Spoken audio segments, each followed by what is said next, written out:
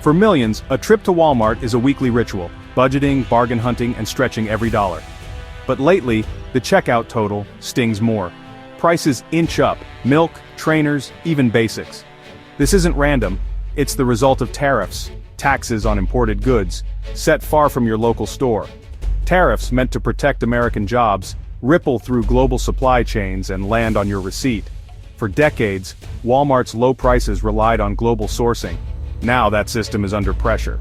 The promise of everyday low prices collides with new taxes on countless products.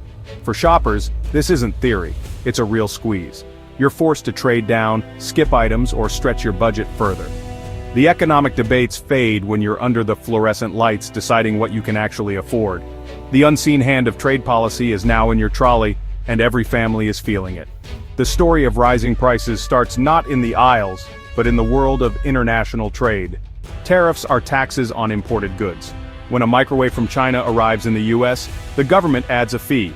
The goal? Make foreign goods pricier, so American products look better by comparison. Supporters say tariffs protect US jobs and punish unfair trade practices, especially from China. But modern retail depends on global supply chains.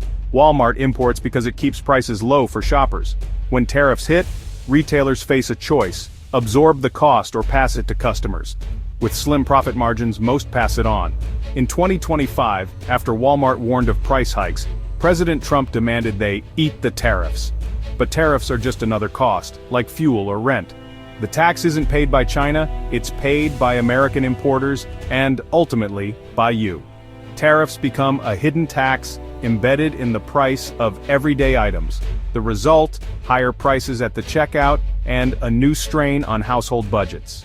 Tariffs hit home when you see the price of a child's car seat jump from 150 pounds to 180 pounds overnight. That extra 30 pounds isn't just a number, it's a real sacrifice for families already stretched thin.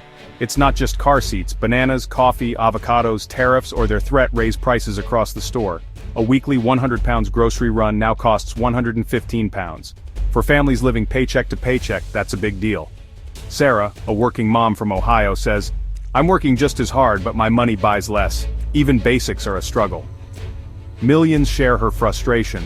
Tariff-driven price hikes force tough choices: skip treats, buy less, or go without. The pain isn't limited to shoppers. US manufacturers using imported parts face higher costs too.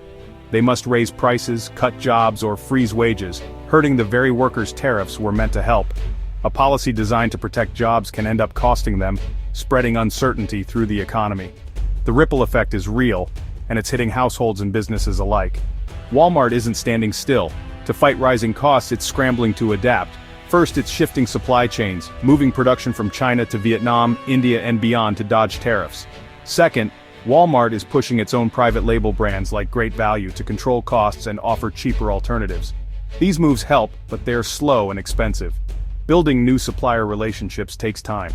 Walmart also pressures suppliers to absorb some tariff costs, but many can't, leading to tough negotiations and squeezed margins.